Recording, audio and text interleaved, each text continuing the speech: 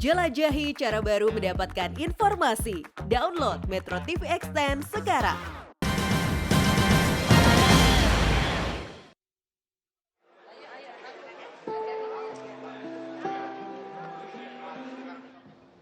Bapak Ibu hadirin sekalian yang kami hormati. Pemirsa, kembali lagi bersama kami di Breaking News Metro TV. Deklarasi Baca Pres dan Bacawapres 2024 Anies Baswedan Muhaimin Iskandar. Suasana yang Anda saksikan pada saat ini merupakan suasana terkini di Hotel Majapahit, Surabaya, Jawa Timur.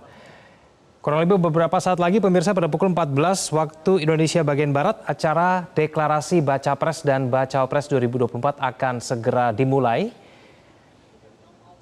Kita sudah saksikan bersama sejak pagi hingga siang hari ini sejumlah tamu undangan sudah hadir di Hotel Majapahit untuk mengikuti acara Deklarasi Baca Pres dan Bacawapres 2024 di mana Anies Baswedan akan berpasangan dengan Muhaimin Iskandar dalam pemilihan presiden di tahun 2024.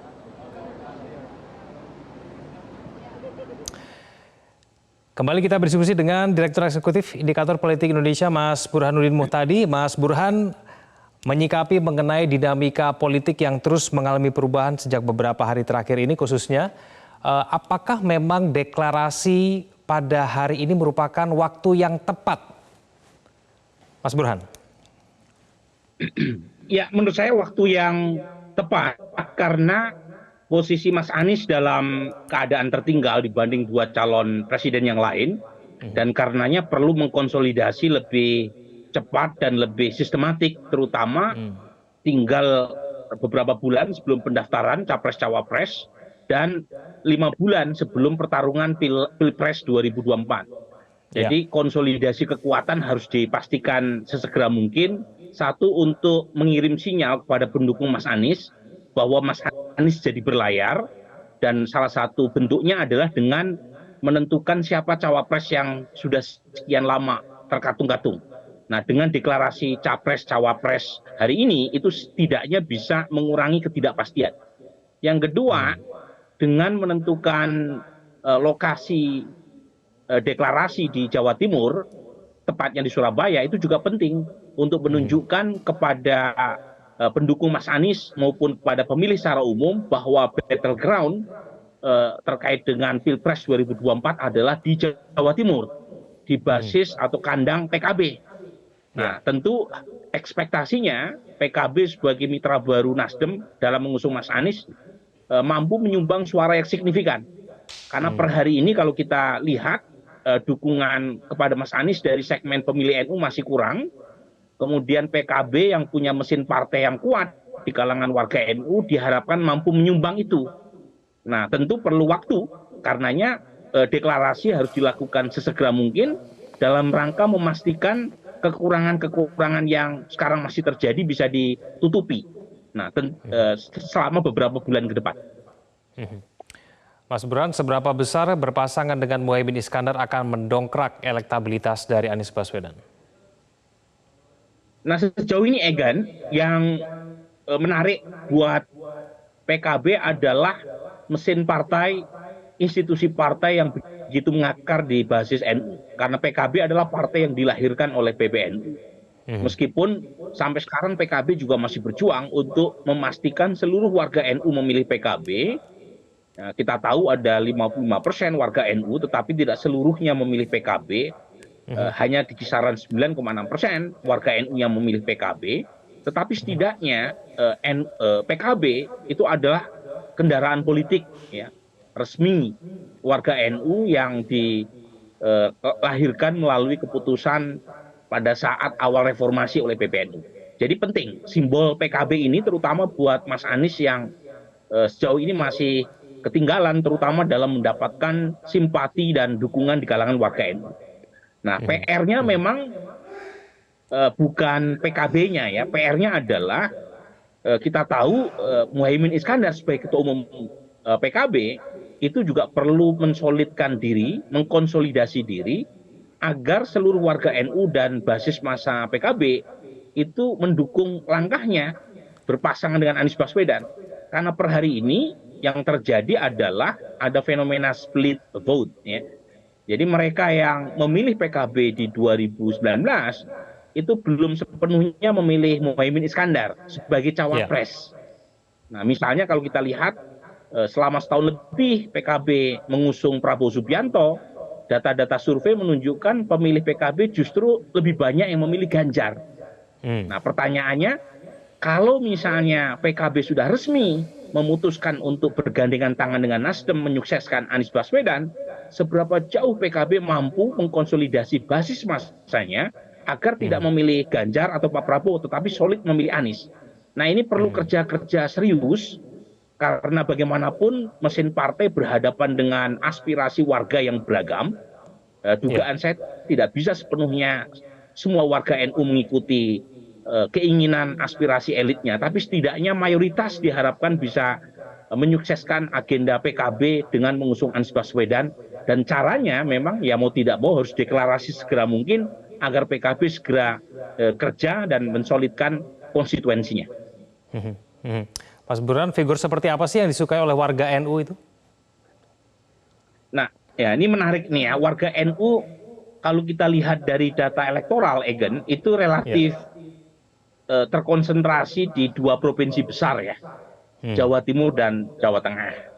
Dan kalau di sisi personal quality atau kualitas personal yang diinginkan oleh warga NU dimiliki oleh setiap capres adalah pemimpin yang merakyat, pemimpin yang dekat dengan warga.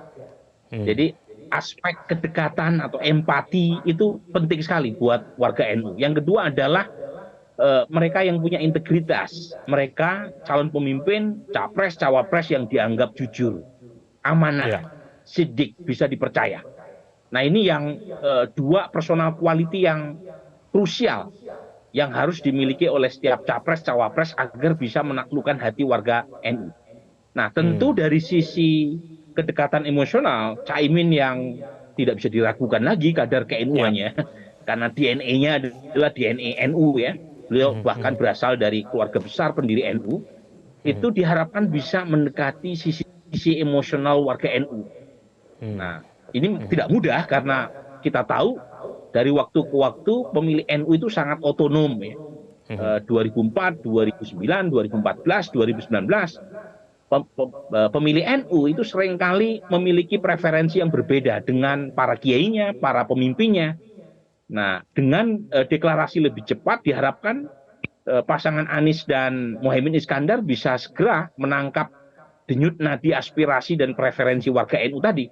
Sebab kalau misalnya tidak segera dilakukan pendekatan tadi, fenomena split vote, ya, di mana warga termasuk orang NU punya pilihan yang berbeda dengan garis instruksi partainya, itu akan terjadi secara masif.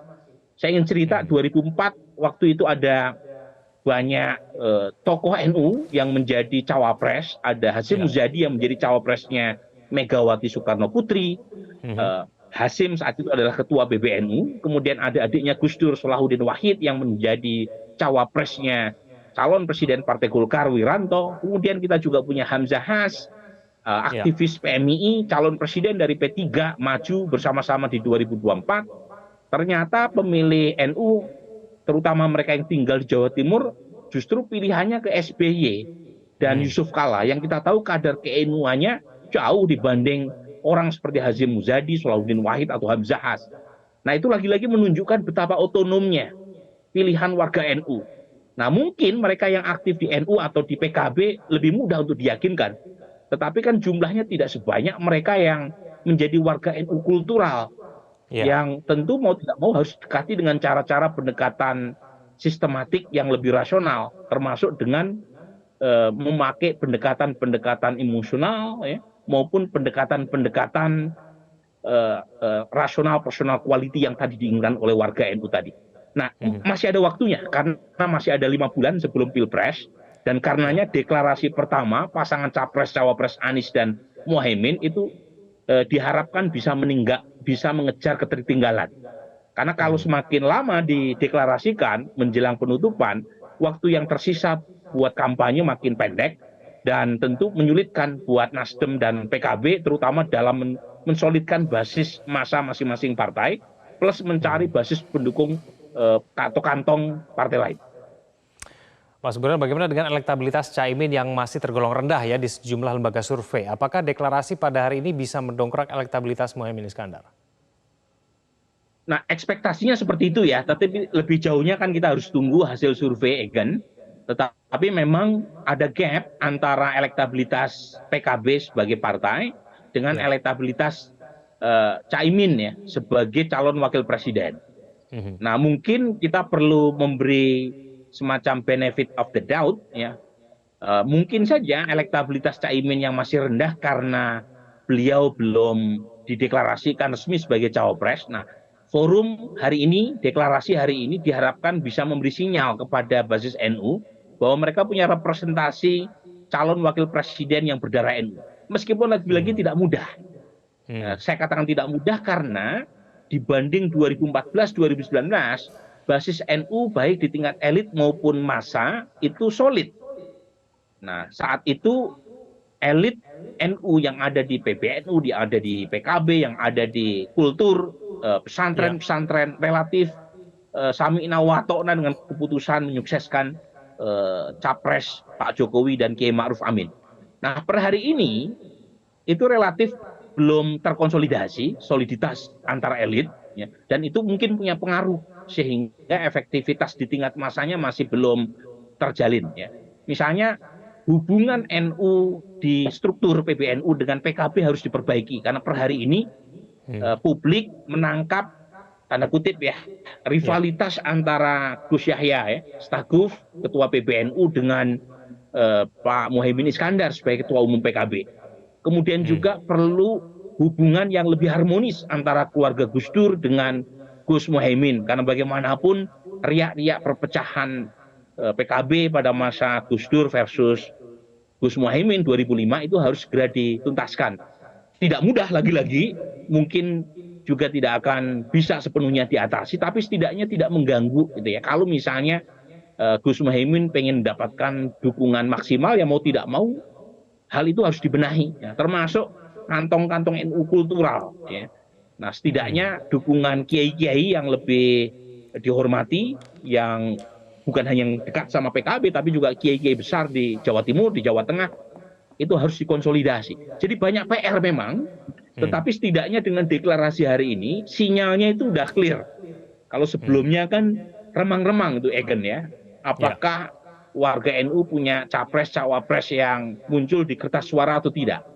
Kalau deklarasi hari ini bisa diwujudkan, dieksekusi dengan didaftarkan ke KPU, setidaknya keremangan, ketidakpastian apakah NU punya wakil ya di 2024 itu bisa diminimalisir, dan itu mungkin langkah awal untuk mengkonsolidasi basis dukungan NU buat pasangan Anies dan Muhaimin Iskandar. Mas Burhan, seberapa besar kemudian deklarasi pada hari ini akan mengubah peta koalisi ke depan? Nah, ini kalau di tingkat elitnya, Egan, ini membuka opsi munculnya poros baru. Ya.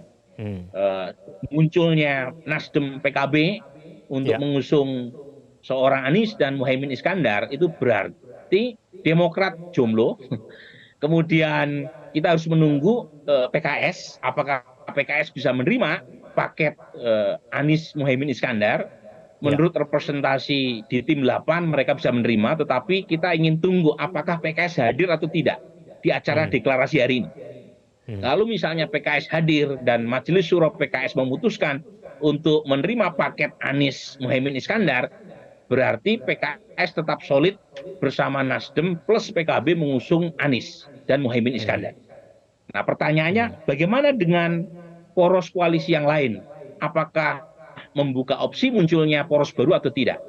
Kalau misalnya Demokrat bisa membawa P3 atau salah satu partai dari pendukung Pak Prabowo, mungkin lahir poros baru.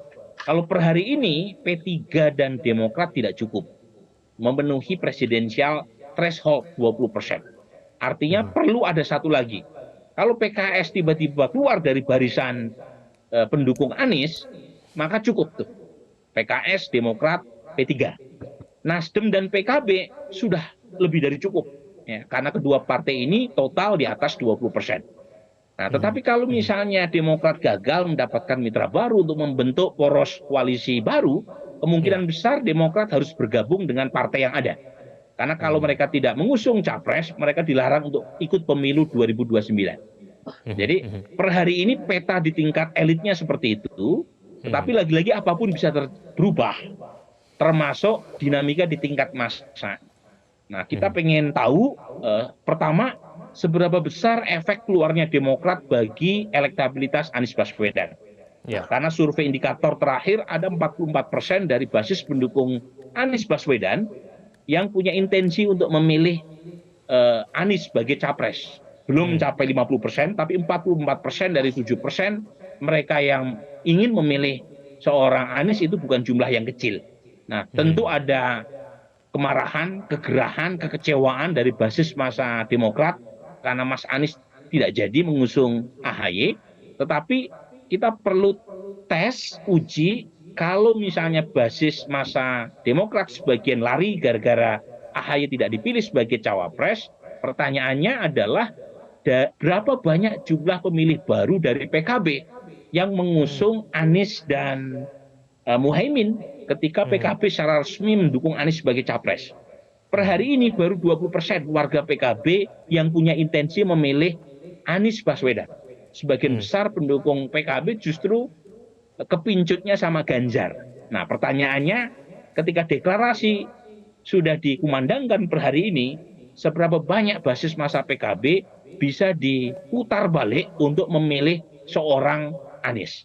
Nah, itu semua perlu riset sistematik karena ini perkembangan sangat baru ya, plot twistnya kan baru beberapa waktu lalu ya. Dan sosok yang menentukan saya kira plot twist itu adalah salah satunya Gus Muhaimin ya, karena Gus Muhaimin ini 1 tahun lebih koalisi dengan Pak Prabowo, belakangan sangat dekat gitu ya, pacaran politik dengan Ganjar, tapi ternyata jodohnya sama Anies Baswedan gitu ya.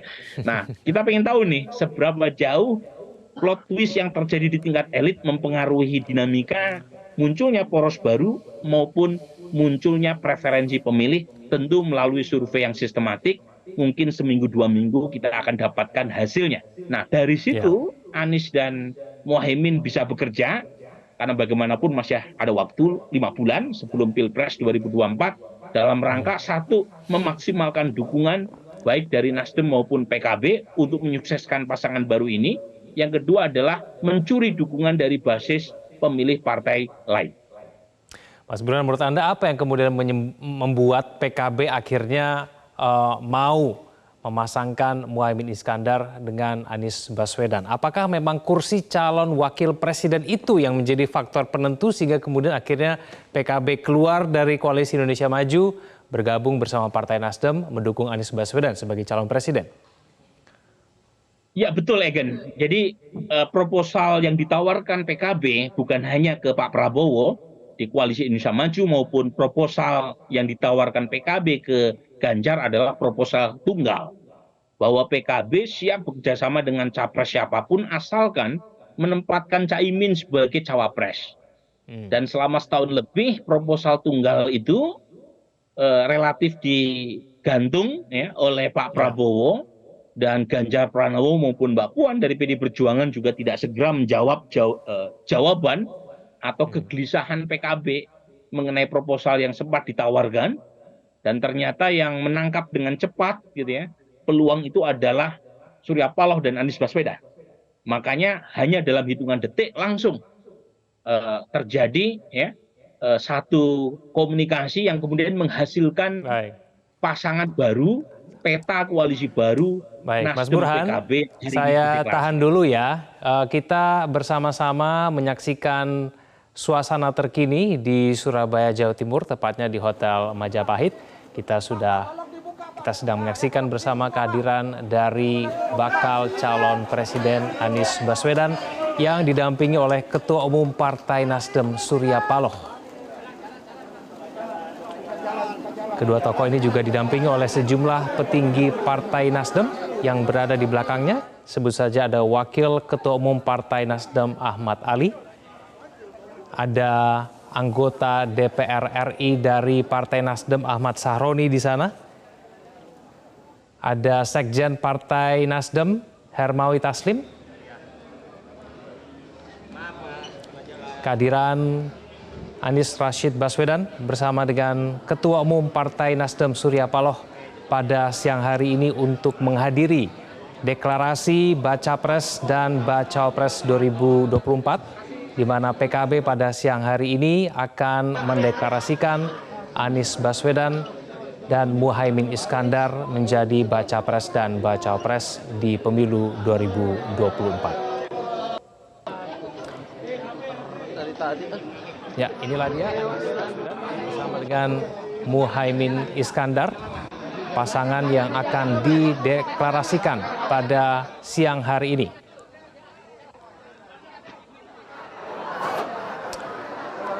Rombongan langsung menuju ke ruang utama di Hotel Majapahit yang sedianya acara deklarasi akan dimulai pada pukul 14 WIB. Namun tampaknya sedikit molor karena pada saat ini waktu sudah menunjukkan pukul 14:18 waktu Indonesia bagian Barat. Berdasarkan rundown yang kami terima, pemirsa, acara pada hari ini akan dimulai dengan menyanyikan lagu kebangsaan Indonesia Raya dan Subhanul Waton, dilanjutkan dengan pembacaan ayat suci Al-Quran yang akan membacakan surat Ali Imran ayat 139 hingga 140 oleh saudara M. Ferry Labib, kori terbaik pada seleksi MTQ Nasional pada tahun 2019 di Surabaya. Acara kemudian akan dilanjutkan dengan sejumlah sambutan yang akan disampaikan oleh Ketua Umum DPP Partai Nasdem Surya Paloh, dilanjutkan dengan Ketua Umum DPP PKB sekaligus bakal calon Wakil Presiden 2024 Muhaimin Iskandar, kemudian dilanjutkan dengan sambutan calon Presiden Republik Indonesia 2024 Anies Baswedan.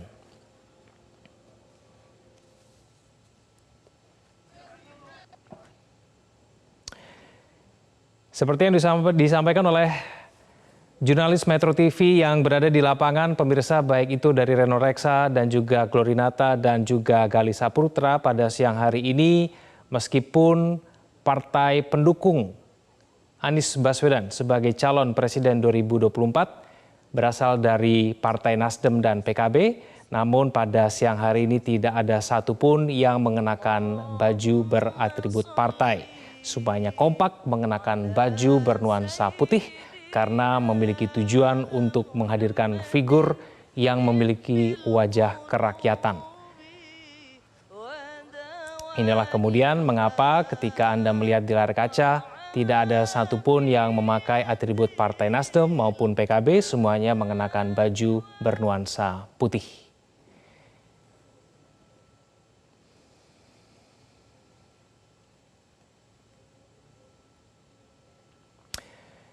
Pemilihan Hotel Majapahit di Surabaya, Jawa Timur, pemirsa, juga bukan tanpa alasan. Hotel Majapahit ini memiliki nilai historis.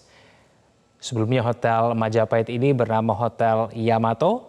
Menurut catatan sejarah, di tempat inilah arek-arek Surabaya merobek bendera biru pada bendera Belanda dan kemudian mengibarkan bendera merah putih. Inilah menjadi alasan kenapa kemudian tempat ini, Hotel Majapahit di Surabaya, Jawa Timur, dipilih menjadi tempat deklarasi Baca Pres dan Baca Pres 2024, Anies Baswedan dan Muhaimin Iskandar.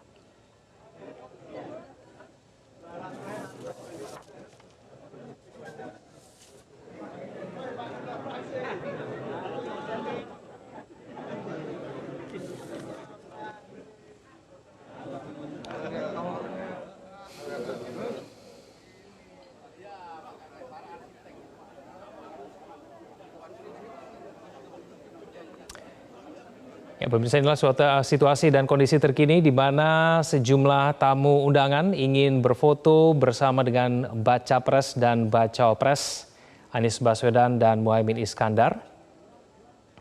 Semuanya ingin menyambut kedatangan dari pasangan ini sebelum dideklarasikan secara resmi.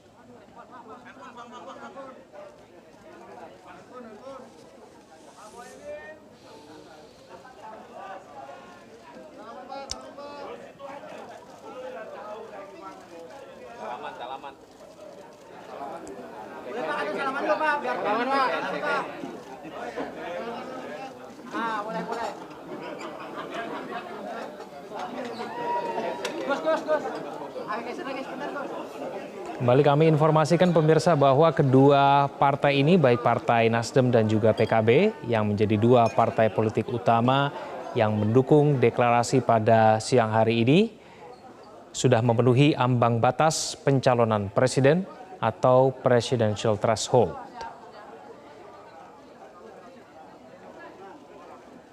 Kita ketahui presidential threshold mensyaratkan parpol atau gabungan parpol sedikitnya 20% jumlah kursi di DPR atau 25% suara sah pada pemilu legislatif di tahun 2019. Apabila pada total kursi di DPR pada saat ini 575, maka 20% dari angka ini adalah 115 kursi. Partai Nasdem dan juga PKB, jumlah perolehan kursi kedua partai politik ini menghasilkan 117 kursi, maka sudah melampaui syarat presidential threshold sebesar 115 kursi di DPR.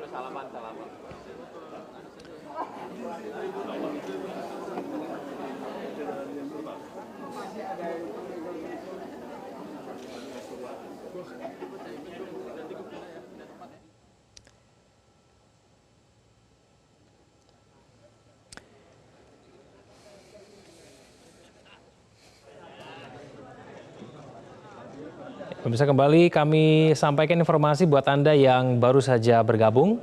Anda sedang menyaksikan situasi dan kondisi terkini di Hotel Majapahit di Surabaya, Jawa Timur, di mana di situ ada Ketua Umum PKB, Ketua Umum Nasdem, dan juga Anies Rashid Baswedan saat ini sedang ngobrol begitu ya, sebelum kemudian mengikuti acara deklarasi Baca Pres dan Bacawa Pres 2024.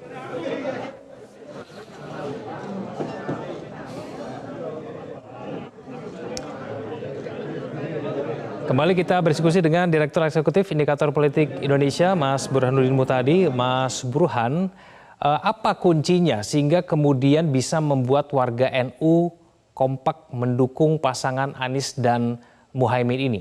Apabila berdasarkan hasil survei sebetulnya warga NU hanya 20% yang saat ini memilih Anies begitu. Karena sebelumnya mereka melihatnya Muhaimin Iskandar dekatnya dengan Prabowo begitu. Kuncinya apa, Mas Burhan? Memang perlu kerja kolosal untuk meyakinkan warga NU solid mendukung pasangan baru ini, dan tentu tidak bisa ya seluruh warga NU punya pilihan yang sama karena mereka lebih otonom dan mandiri, tapi setidaknya bisa lebih maksimal. Nah, caranya mau tidak mau harus ada kolaborasi, sinergi dengan struktur PBNU. Karena bagaimanapun NU secara organisasi itu difasilitasi oleh pengurus PBNU dari tingkat pusat sampai tingkat bawah. Nah, problemnya memang seperti yang tadi saya sebut, di 2014, di 2019, PKB itu memiliki hubungan yang harmonis dengan ketua PBNU saat itu, yaitu Kiai Said Akil Siraj.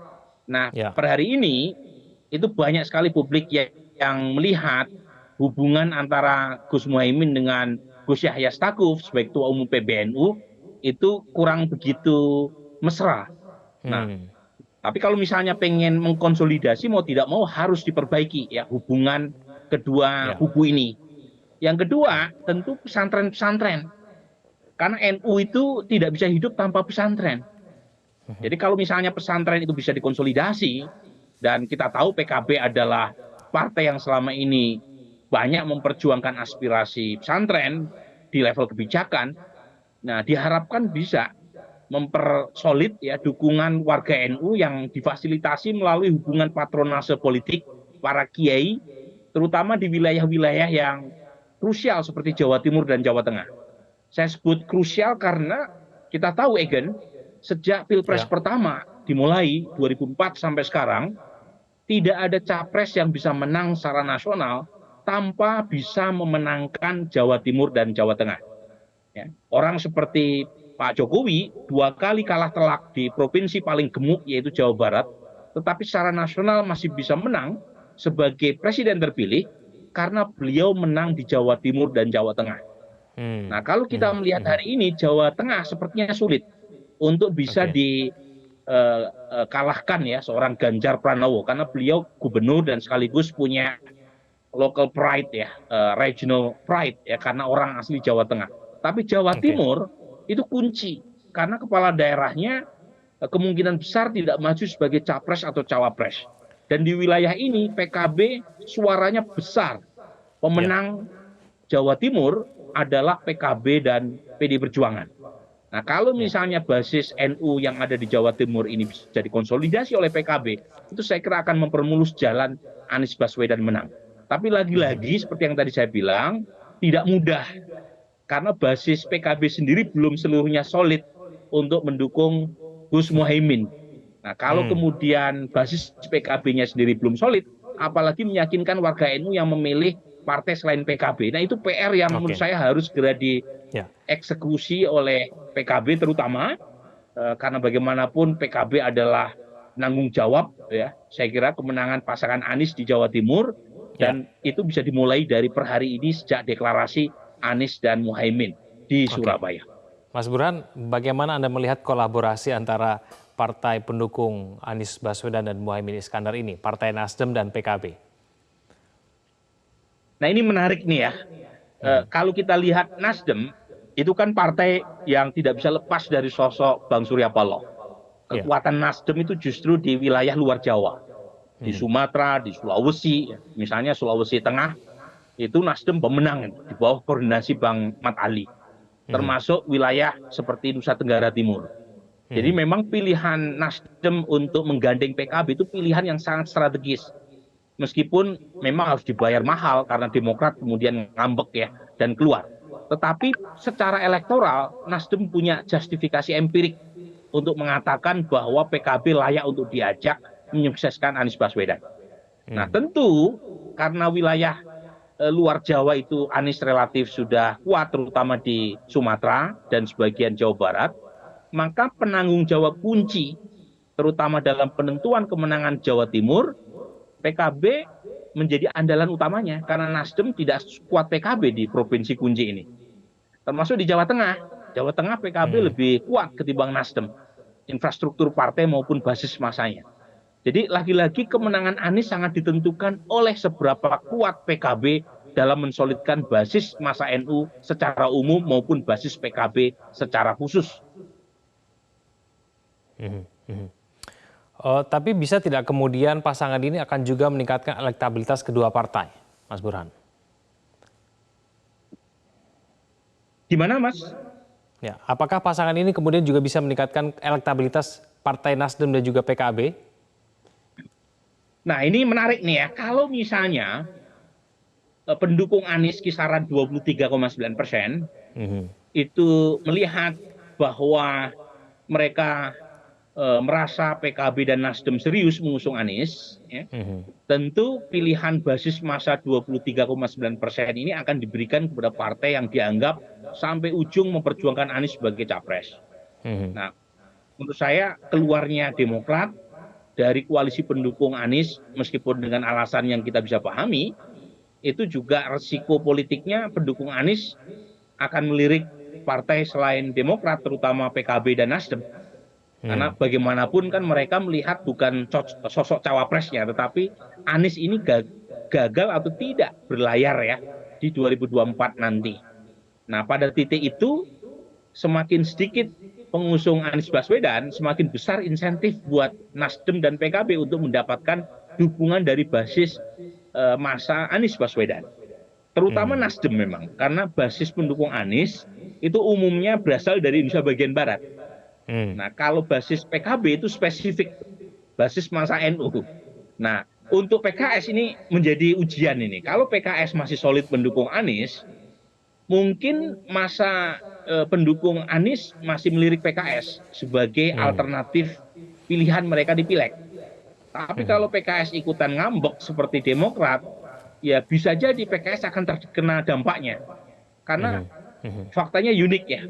Pendukung Anies ini umumnya memilih partai-partai Islam tradisional, Islam modernis seperti PKS maupun partai nasionalis seperti Nasdem yang punya basis di Sumatera. Nah, buat PKB ini bisa jadi dua-duanya nih ya. Satu, dia mendapatkan insentif, potensi mendapatkan dukungan dari basis pendukung Anies, atau basis masa PKB yang relatif bukan pendukung atau loyalis Anies, kemudian akan ditarik untuk mendukung Anies. Nah, untuk hal ini kita perlu uji sekali lagi. Apakah ini terkonfirmasi secara empirik atau jangan-jangan yang terjadi sebaliknya.